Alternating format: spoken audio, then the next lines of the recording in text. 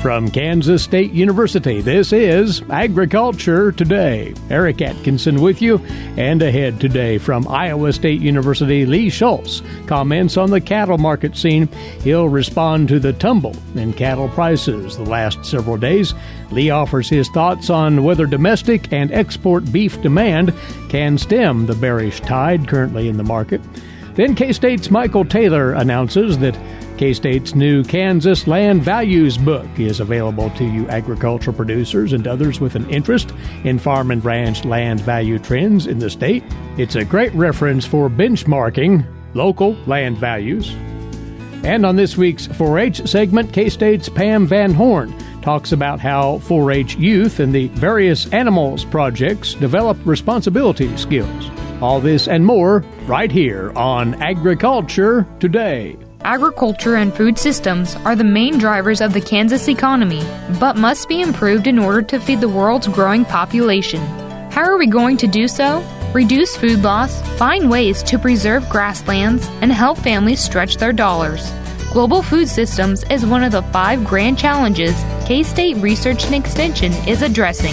To learn more, visit www.ksre.ksu.edu.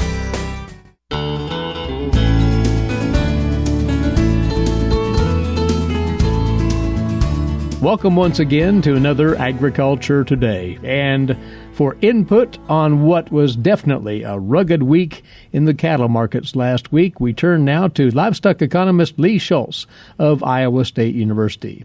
Lee, the cash fed cattle trade was off $3 to $5. Fed and feeder cattle futures in a slump. Hard to find a silver lining this week. It is, and I think really there's going to be little support for the cash markets until we start to see these futures markets stabilize really across the board. If you look at fats or feeders, we've seen below week-ago levels, really strong declines in the feeder cattle. You've seen instances, especially when you look at the cash, that down $7 compared to a week ago, even some lighter weights down 10 to 12. I think why we've really seen pressure on the lighter weights is you really had buyers and sellers just kind of taking a step back here and looking at what's going on in the feeder market, and the spiraling down of those prices, I think has just psychology in the market has really declined those cash prices. So this is a classic indication of a market that was maybe overbought? Well, I think you're getting into the category where I think it may have been a little bit overbought. I think you really have some fundamentals kind of on both sides of things. When you look at the first 4 months of 2019, what were we talking about? Well, it was the difficult winter feeding conditions, the unknown impact of ASF in China, and really this global protein demand that's going to be out there. And that was really driving the market. And now it seems like attention has really flipped to this mounting long-term kind of bearish supply scenario, and even talk of maybe some slowing beef demand. Now, it's interesting that we kind of switched gears so fast here, and it really looks like kind of end of April into May here. But that's kind of the news of the day, and that's what futures markets are trading right now. And contributing to the supply, you note that slaughter levels have been hefty of late. They have, and we really seen this coming in early to the week, that this last week was going to be large, and it was. When you compare it, it's the largest at 670,000 head slaughtered. When you include the Saturday slaughter, that's largest since the week ending October 29th, 2011. We were in a very much different industry back in 2011, had more packing plants. That's before we kind of reduced the number of packing plants through those drought-stricken years and tighter cattle numbers. And so it really shows that we've rebounded cattle numbers significantly. I think the plants, there's no issue with slaughter capacity. We definitely have that available, but it just shows the number of cattle that are being produced now and the amount of beef that we need to find a home for.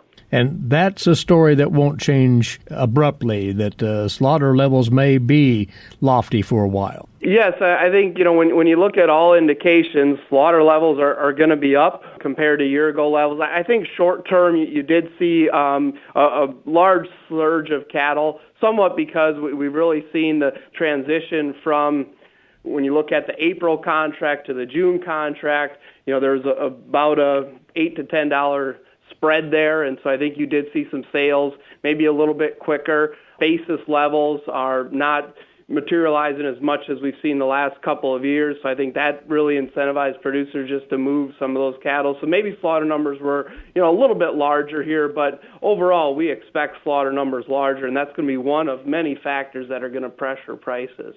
Well, you mentioned it just a moment ago on the demand side, the ongoing China trade saga, and the pork industry certainly is keenly attuned to this, the beef industry likewise to an extent, and with an announcement from the president over the weekend that the progress in the trade dispute has hit a snag perhaps, and that just causes angst within the trades, Lee.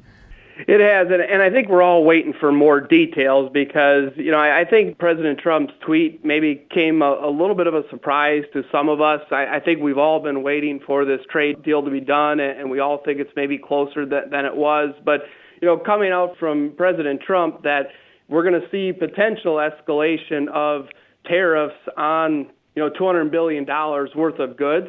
And he could escalate it on another $325 billion worth of goods. The question is it a kind of negotiating tactic, or is it really truly a stick that President Trump is looking at using to move around this trade deal, and potentially because China is backing off on some of things that they originally agreed to as far as high tech and things like that. So what's this really caused is, I think, just weakening overall. When you look at, stock market, futures market prices, we've definitely had some spillover effect from this, and I think that certainly hasn't helped the cattle market, which has kind of been in a bit of a tailspin here.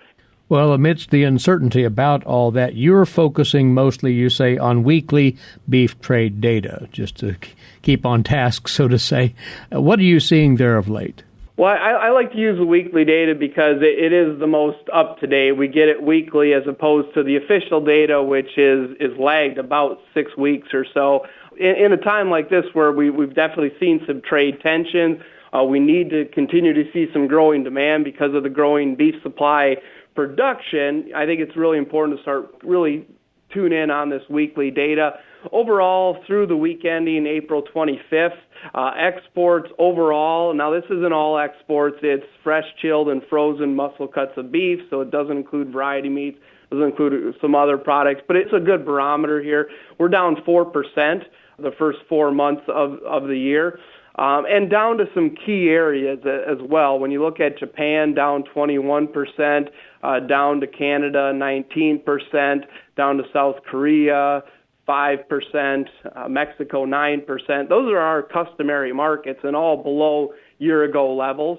We have seen some support from Indonesia, Philippines, so some of the kind of growing emerging markets have helped buoy those exports overall.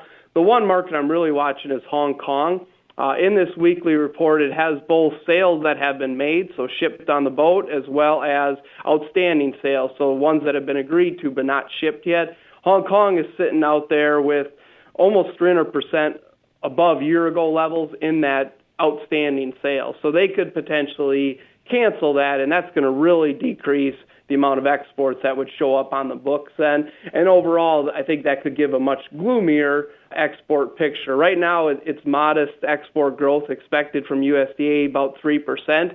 And the trajectory we're on right now, I think that's even a little bit optimistic, given that we're down 4% for the year so far.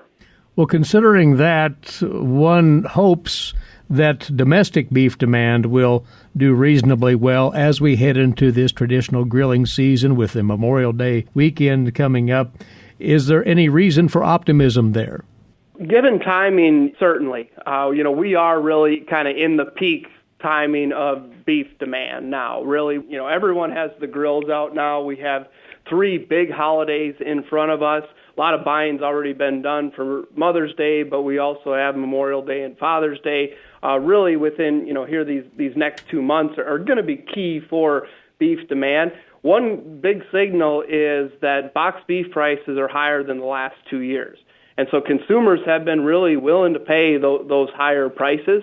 And I think that has certainly helped the beef demand scenario. They're eating more, they're paying just as much or even higher prices potentially. But the real question is, when we transfer to kind of the dog days of summer, does those higher prices impact beef demand? I think there is some concern that we could see further waning of demand as we get later into the summer, and that will impact live animal prices as well. So then, Lee, would you venture a guess as to where the floor might be in the cash and futures trades as we look ahead? Well, that's the important question. Right now, I just was looking at kind of some seasonality of prices, and really currently prices, if you look at the futures board, I think are kind of setting in the current seasonal lows. We just turned over the April live cattle contract closed at, about 124. You look out at the board, all prices are lower than that. It equates to about a 14 to 15% decline into the summer low prices. That's similar to the last couple of years. So potentially from a seasonality standpoint, you're maybe staring at some of the board prices of those current lows. As we look at the cash market, importantly there, I think if you look at the last several third quarters, we've seen prices in 2017, third quarter, so this would be July through September, of about 112.50, 2018 about 110, and this year you're looking at that 110 to 111 range. So I think you're looking at probably a low of that 110 to 112 range for cash prices. That's still rather, I don't want to say bullish, but I think supported given that we're seeing these higher supplies of both beef and cattle. And so, I think there's still some optimism that, we can find this floor here, and it's somewhere where we're currently looking at prices, and there won't be any, further degradation of prices at least. Well, that's a good note to conclude on. Lee, we always appreciate your comments. We'll talk again soon. Many thanks. All right, thank you. He's out of Iowa State University, livestock economist Lee Schulz on this week's Cattle Market segment. And you're tuned to Agriculture Today. For 25 years, K-State Research and Extension's Kansas Agricultural Mediation Services has been providing a no-cost, confidential place to call in and visit with an agricultural lawyer. Our experts are available to help you producers handle legal and financial issues. Explore your options and generate solutions. Call us at 800-321-3276 or visit us online. Kansas Agricultural Mediation Services. Agriculture Today returns now. Once again, we revisit the topic of land values in Kansas. For an express reason, there was a special informational webinar on that topic conducted by K-State Research and Extension last week and guided by our guest who shares some highlights from that discussion. Mykel Taylor, once again with us, agricultural economist, K-State Research and Extension. The intent of this webinar was to pass along information, Mykel, that you and your team in agricultural economics have gathered on land value trends in Kansas, right? Yes. So we have land sales data that we're able to process. It helps us to see what's going on in the general market for land, as well as dig a little deeper down into the regional and county level for understanding things that are going on in terms of land sales and where we see things headed.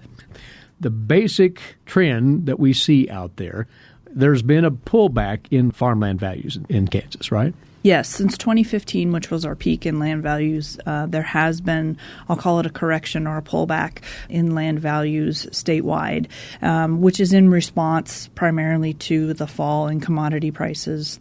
And so we've seen the land market adjust. It hasn't fallen off a cliff, but it has definitely adjusted to the new economic conditions that are governing farming. So as you look at the state of Kansas present day, the value of non-irrigated cropland in Kansas, is there a number to cite there? Yeah, what we're looking at is we've fallen about 20% from our peak in 2015. From 2017 to 2018, we've fallen about 3%.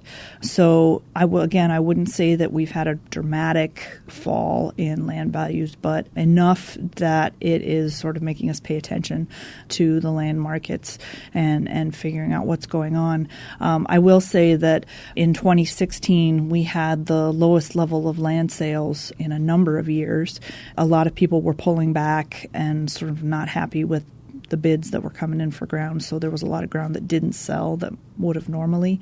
The number of sales has recovered to almost to 2015 levels. So we've got an uptick in the supply of farmland that's available. That is probably putting a little bit of downward pressure. You know, when you increase the supply of land, you put a little bit of downward pressure on the price of land. So that's one of the things that's going on. Again, you said 3% lower for non-irrigated crop ground. Is irrigated crop ground that direction? It's about 5% down, and pasture is about 4% down.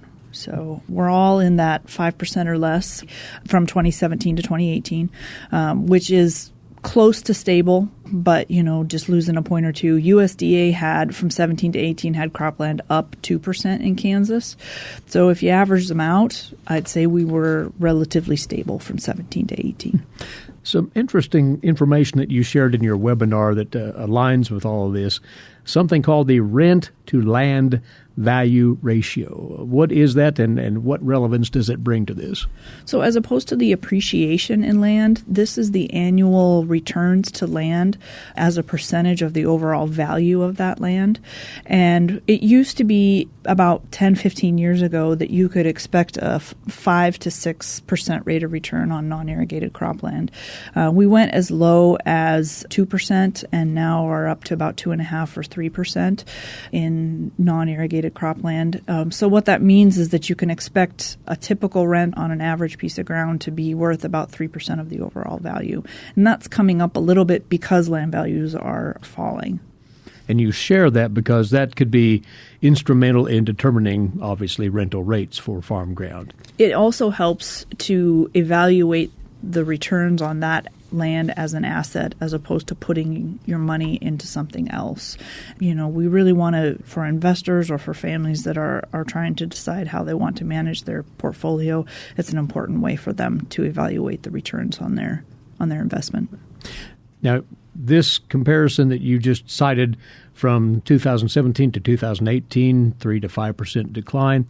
But if you take this back to what might be described as the land market peak, you have numbers as well that show how far the land value trend has come down, right? Right. We've come down almost 22% from 2015 on non-irrigated cropland statewide. Now, that is an average, and something to keep in mind with that is that, in some parts of the state with really high quality farmland, they haven't lost that much value, and in parts of the state with low quality farmland, they've lost more. We have seen that in local markets, and we've seen that statewide, is this trend of higher quality ground maintaining its value a little bit better. But on average across the state, about a 22% decline in non-irrigated cropland. And interestingly, irrigated crop ground has actually fallen even further from 2015? Yeah, it was at a really high peak in 2015, and so it's fallen off about 27%. But I would say that its trend is very similar to that of non-irrigated cropland. Pasture has done a little bit better, not quite as not falling off quite as far, only about 19-20%. But there's been some differences in the cattle markets and the demand for pasture versus grain commodities. Worth noting, again, in this land values book that we'll refer folks to here shortly, you have everything broken down region by region, and there are clearly differences. Folks can pick through and narrow this even further down. Right. So one of the things that we want to do is, because Kansas is a non-disclosure state and you can't just go find out what your neighbor paid for their ground, we want to still be able to get some publicly available information on land values out there. So we take the sales data and we put them into a statistical model, and it kicks out an estimate of what the county level land values are for an average piece of ground in that county. And those are what you will find in the book. Like I said, it gives people a bit of a benchmark that they can at least have an idea of what ground is going for roughly in their area, knowing that local supply and demand conditions can really, alter that number. And you will find that book very handily. In just a moment, we'll tell you how. But you did opine during your webinar as well, Mykel, about what the land market might do going forward, where it would be trending with this slight fall off in recent years. What will be happening ahead? Well, we've got a couple things going on. One is that there's just a lot of economic and geopolitical uncertainty with trade agreements and things that are going on that affect ag commodities. So with that uncertainty about whether or not we're going to secure some trade agreements, I think that there is some unwillingness to do anything real dramatic, in terms of land values, and that market has that uncertainty, which is why it's stayed a little bit stable. I think some of the downward pressure that we've seen in the last year, that moved us down a couple of percentage points, could easily be attributed to the increase in the supply of land.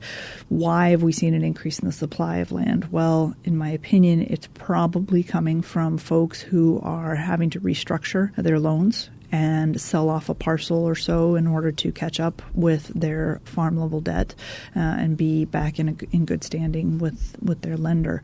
You don't need very many people selling off a parcel or two for that to all of a sudden increase the amount of farmland that's available and put some downward pressure. As that continues to go, then we will see some more of that. We did have a good year on soybeans because of the MFP payment, but I don't see that factoring into long-term land values. I think in the short run, it's made it possible to pay rents and to make things very much more liquid for soybean growers, but I'm assuming we're not going to get that payment again, and I think, therefore, it's not going to get factored into long-run land values. Importantly, though, even with grain prices struggling as they are, there does not appear to be any imminent plunge in land values. That's because we've had reasonably good yields in most of the state. And with good yields comes the ability to weather low commodity prices. So not to be a negative person, but the inevitable bad year, for someone can cause some problems. And if we have it in a large region or in a majority of the state, that could also adversely affect land values. But they've been pretty resilient given everything. I think people are still somewhat optimistic. We actually polled the folks that tuned in for our webinar and asked them what they thought was going to happen to land values. Fully half of them thought it would be down to slightly down, but the other half said stable to up. So that split in the polling, I think, reveals why there's such a mixed bag of what people think is going to go on and what's going to happen over the next couple of years. Just a lot of uncertainty.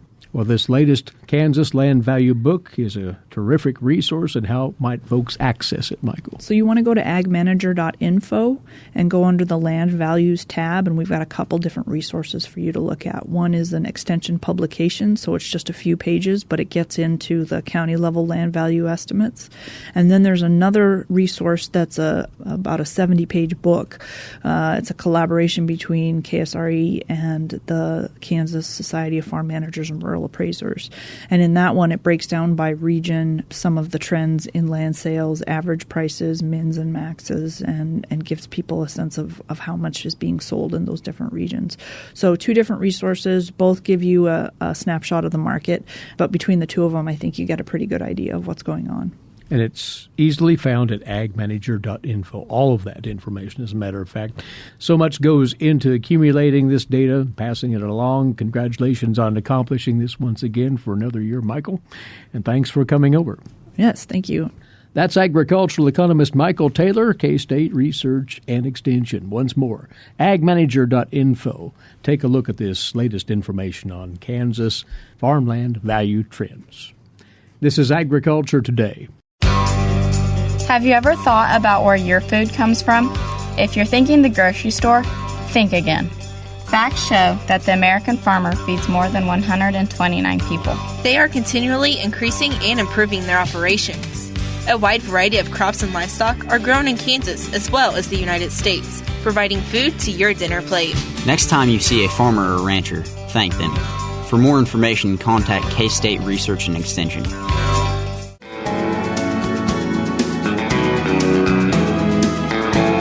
Agriculture Today continues now here on the K-State Radio Network. Eric Atkinson with you, and with today's agricultural news headlines in brief for you now, courtesy in part of DTN. Well, President Trump turned up the pressure on China yesterday, threatening to hike tariffs on $200 billion worth of Chinese goods. The president's comments were delivered on Twitter. They came as a Chinese delegation was scheduled to resume talks in Washington this Wednesday, aimed at resolving the trade war. The president said he would raise import taxes on $200 billion in Chinese products from 10% up to 25% on Friday. He twice had pushed back deadlines in January and March to raise the tariffs, that in a bid to buy more time for a negotiated settlement. But yesterday, the president said he's losing patience. In his tweets, he also threatened to slap tariffs on another $325 billion in Chinese imports, covering everything China ships annually to the U.S. The U.S. charges that China is resorting to predatory tactics, including cyber theft and forcing foreign companies to hand over technology in a drive to establish Chinese companies as world leaders in advanced industries. Now, the administration has repeatedly suggested recently that negotiations were making progress. A month ago, the president himself said that the two countries were rounding the turn, as he put it, and predicted that something monumental would be achieved in the next few weeks. However, last week, Treasury Secretary Steve Mnuchin seemed to temper expectations, suggesting that the U.S. was willing to move on if it can't get the deal it wants. Tyson Foods says that African swine fever, which is pummeling hog production in China, may help that company's meat businesses as herds are culled in an effort to stop the spread of the disease. The company said in its latest quarterly fiscal report that a worldwide decrease in pork supply related to the virus would offer upside to its pork business while also boosting its chicken and beef units as buyers switch to those proteins as substitutes. Tyson Chief Executive Noel White said that all proteins could see a benefit related to African swine fever. However, any gains related to the disease aren't expected to materialize until late in its current fiscal year and beyond. African swine fever is not harmful to humans, but it has spread in China, forcing producers there to reduce that country's pig population, the world's largest. Overall, Tyson reported sales in its fiscal second quarter rising 7% to $10.4 billion from a year earlier. Analysts had expected $10.2 billion in sales. The company said its beef business gained in the quarter, sales volumes and prices both rising, but prices fell in its pork and chicken segments. Still, Tyson posted a profit of $426 million compared with $315 million a year earlier. And citing benefits to rural America, the American Farm Bureau Federation has added its voice to those calling for the biodiesel tax credit to be revived for 2018 and extended for 2019.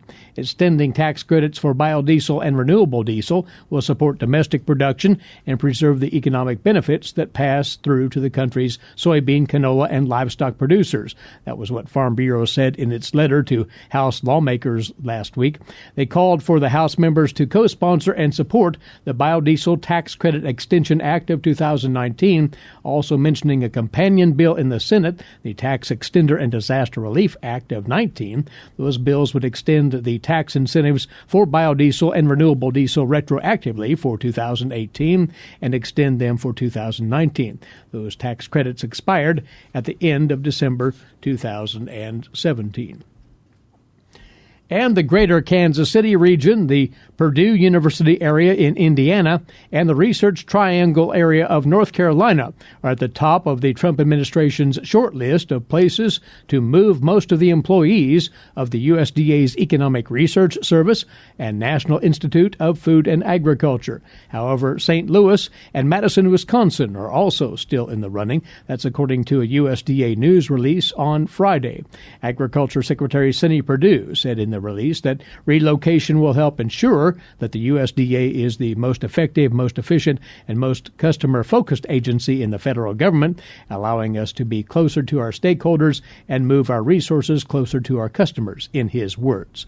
The move would affect as many as 300 ERS employees and around 235 NIFA employees. Both agencies have seen their staff numbers decline over the past 2 years. Want to briefly remind you beef cattle producers here that K-State's College of Veterinary Medicine is gearing up to host the second K-State Symposium on bovine anaplasmosis. This is a producer-oriented workshop, and it's set for 2 weeks from today, May the 20th, here in Manhattan at the Hilton Garden Inn. The emphasis will be on Kansas beef cattle and controlling this disease. They'll look at the economic impact of anaplasmosis, its prevalence, the diagnostic considerations, and treatment and prevention of anaplas. Several K-Staters on the program, including Drs. Hans Kotze, Mike Apley, also Katie Reif, Emily Reppert, and Greg Hanselcheck, and from the University of Missouri, Bill Stitch, and from the University of Tennessee, Brian Whitlock. It'll be an outstanding program. For more information, do call this number, 785-532-5552, 785-532-5552. Now this week's edition of Tree Tales with K-State Forester Charlie Barden. Charlie? Adding a new tree to your yard should be a well-thought-out decision. Since it should become an almost permanent part of the landscape, it will certainly last longer than a new car. A sturdy bur oak will likely outlast the house itself. Oftentimes, however, trees are planted without considering how large they will get at maturity or if they will interfere with overhead or underground utilities. When these things happen, the tree becomes an expensive liability rather than a valuable asset in the landscape. Planting the right tree in the right place can avoid these problems. When deciding what kind of tree to plant, you should consider how much room the site has. Do you really want the tree towering over the front of your house, or do you want something that just reaches the roof line? There are several new disease-resistant flowering crab apples that do not get so large as to overpower a single-story home, and some of them do not even produce fruit to be cleaned up. Redbuds and Amer maples are two other choices for hardy small trees that do not get very big. I was recently advising a city utility crew on their tree pruning work, and we visited several problem trees. 2 trees were growing up into the power lines, and their roots were wrapped around gas meters at their base. Talk about a bad situation. Homeowners were upset about the harsh pruning that needed to be done, but I told them that if a gas leak occurs, the crew would not be using just a chainsaw to trim the tree, they're using a backhoe to rip it out. So if you're planting a tree this spring, look up before digging down. Make sure that the mature tree will not be crowding an overhead or underground utility line or blocking a favorite view from a window. By planting the right tree in the right place, it can add value and beauty to your landscape for many years to come. You've been listening to Tree Tales. I'm Charles Barden, a forester with K-State Research and Extension. Thanks, Charlie. And this is Agriculture Today. Did you eat today? Thank a farmer. A way to get more involved in agriculture is through 4-H and FFA. Through 4-H and FFA, we have been given multiple opportunities to grow as leaders and learn more about agriculture. You can learn skills related to jobs, public speaking skills, and you get the opportunity to travel around the country and meet new people. If you want more information about getting more involved in 4-H and FFA, visit them on their websites at kansasffa.org and kansas4h.org. Welcome back, and thanks for joining us on Agriculture Today. I'm Jeff Wickman. Hands-on learning is one of the cornerstones of 4-H, and Kansas 4-H youth participating in the Animals Project receive plenty of hands-on training. But in addition to learning how to raise, care for, and manage large and small animals, K-State 4-H specialist Pam Van Horn says they also learn a lot about responsibility. Pam, this is the time of year we really start to focus in on some of the livestock animals. And when we talk about that, we're talking about primarily market animals? We're talking primarily about the market animals, beef, sheep, swine, and meat goats. And this is something that is extremely popular among the 4-H group. Oh, livestock have always been popular from day one. You know, when you start talking about the history of 4-H and its tradition, they started off with pig clubs. And I think that's because animals are very easily related to, and the 4-Hers just kind of gravitate towards animals so that they can learn more about the farming aspect of animal husbandry. And that's really what 4-H is trying to do, is make this an educational experience. I know there's a lot of competition, but really the education is the main component. The main component component of 4-H is to learn by doing. And what better way for a young person to learn how to take care of an animal? They learn a lot of responsibilities. There's a lot of information that goes into understanding the best feeding practices and the nutrition that's involved in feeding your animal, because the goal is to start at a beginning weight and to look towards that fair time and getting that animal ready for the competition at the local fair and have that animal ready for prime market weight. And that's a little bit different because of the fact that the county fair is going to be maybe a couple of months before the state fair. And that is so true, is that sometimes, we've got to gear up and think about, what is best for that animal? What's the best way of taking care of that animal?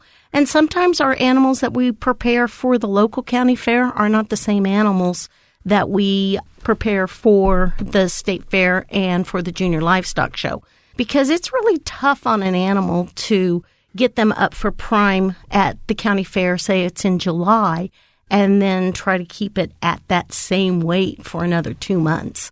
So this is a life lesson that 4-H tries to get the 4-Hers to learn, is to prepare that animal for whatever show they're preparing it for. Do most 4-Hers pick one animal, or do they maybe do several animals? I would say that it varies. I think there are some that have a single animal or 2 animals, and I think there's others, 4-Hers, that have specific animals for the shows that they're wanting to compete in. We're looking primarily at rumen and non-rumen animals. When we think about our market animals, you have the cattle, and they are ruminant animals, and that's something our 4-H members are learning, are the different digestive systems of our animals. Cattle, sheep, and meat goats would be rumen, where your swine would be a monogastric. And when you start comparing digestive systems, the human digestive system is probably more similar to that of the swine. The responsibility aspect here is something that they really need to take into account, because this is not something that you do one day and not the next day, maybe a couple of weeks. This is something that you're taking this on as a day-to-day activity. With our livestock project areas, it is a day-to-day operation. You don't feed them in the morning and forget about them the rest of the day and only take care of them in the morning.